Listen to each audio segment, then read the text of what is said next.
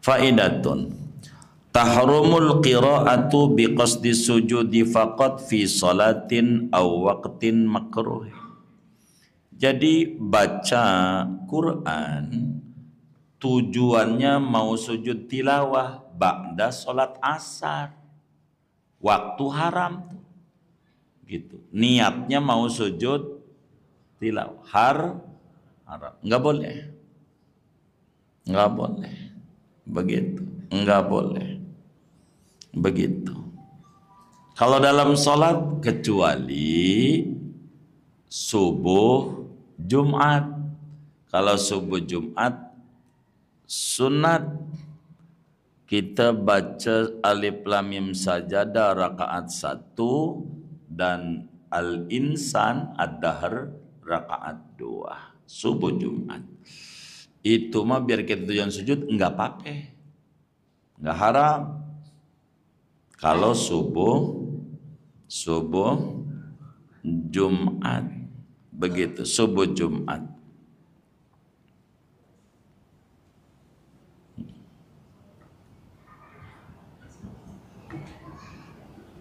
begitu. Waktu yang haram pada saat subuh gitu, sujud tilawah enggak boleh. Tujuannya itu dan sholat jadi batal kecuali membaca Qur'annya tidak niatan pengen sujud tilawah, emang dia mau baca aja nerusin deresan kayak taraweh ya, kayak kita ngedaras Quran aja lah begitu. Kelempengan ayat sajadah kita sujud enggak apa-apa, enggak makruh, enggak apa-apa, enggak haram. Jadi ini kembali kepada niat kita. Kalau semata-mata sujud tilawah ba'da asar namanya tahari, ini yang jadi masalah. Kalau tidak mah tidak mengapa begitu. Wala yahillu taqarrubu ila Allah ta'ala bisajdatin bila sabab. Tidak dibolehkan, tidak dibenarkan ibadah kepada Allah dengan cara sujud tanpa ada sebab yang dibenarkan.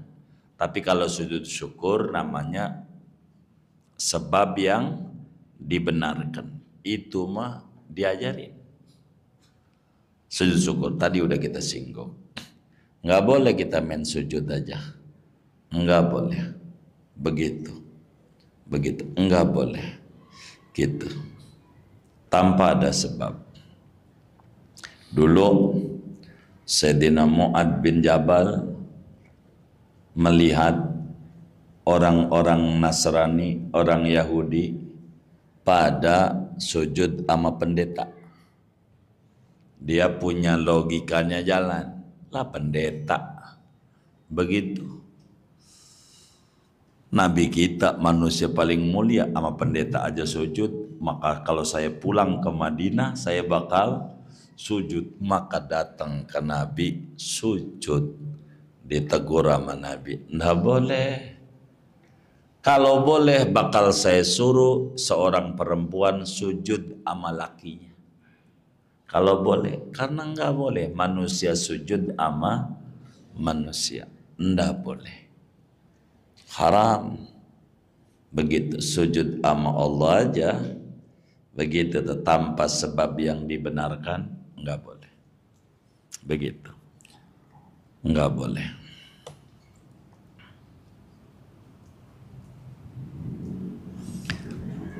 Tadi disinggung sujud syukur ada karena dapetin nikmat mendadak, ada karena terhindar dari musibah, ketiga melihat orang kena musibah. Ada orang kena musibah, kita disuruh sujud sebagai terima kasih Allah selamatin kita, cuman jangan di depan dia, bisa berantem begitu, lu yang nyumpahin tuh begitu, nggak boleh.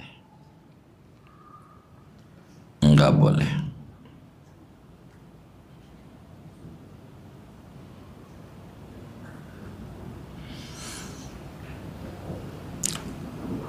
Walau ba'da sholat, sekalipun sesudah sholat, kita habis sholat, nggak usah, nggak ada. Habis sholat kita sujud aja, nggak ada diajarin sama Nabi. Habis sholat mau doa, istighfar macam-macam, nggak ada sujud. Begitu. Tuh ada orang biarin aja orang nggak ngaji, begitu. Mungkin juga sebagai husnudon kita sujud tilawah yang dia bacaannya sir, jadi kita nggak dengar sujud, mungkin begitu sebagai husnudon. Tapi kita ngerjain mah jangan, habis salam nggak usah sujud. Bagaimana bila ada para murid-murid sufi sujud sama gurunya? Wa sujudul jahalati, sujudnya orang-orang awam di hadapan gurunya haram, nggak boleh.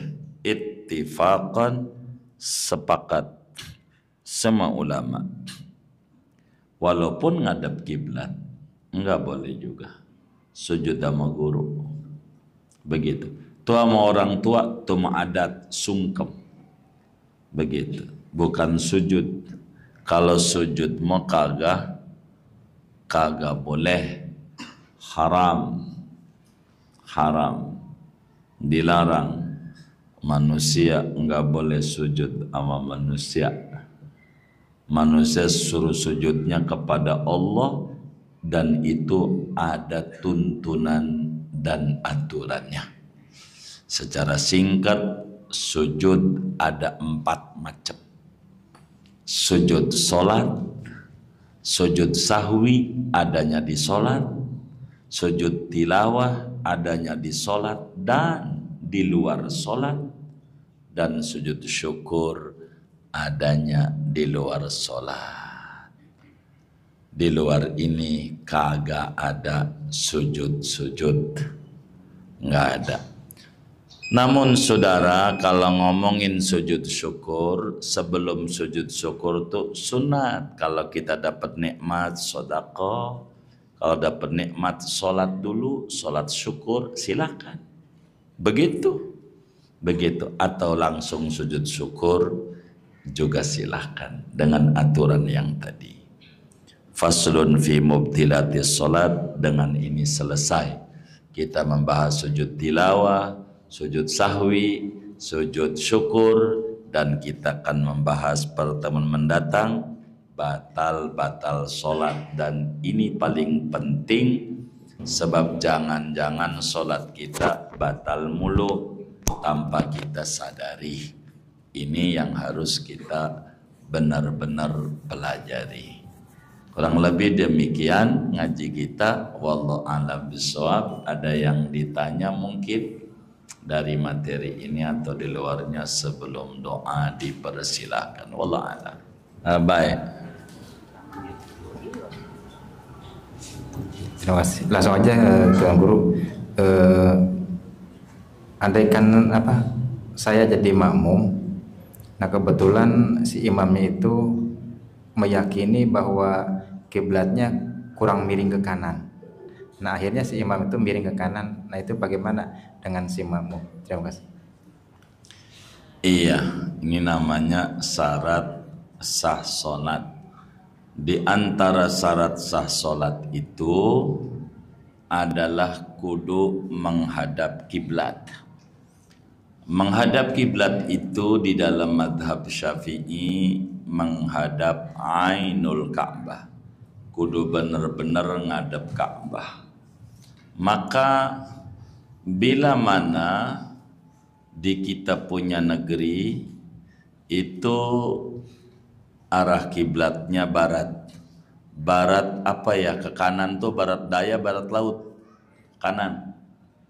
Yang benar nih, kompas ke kanan, barat daya, barat laut. Yang benar nih, barat laut kali. Gimana Pak Guru ini? Enggak hafal. Ke kanan.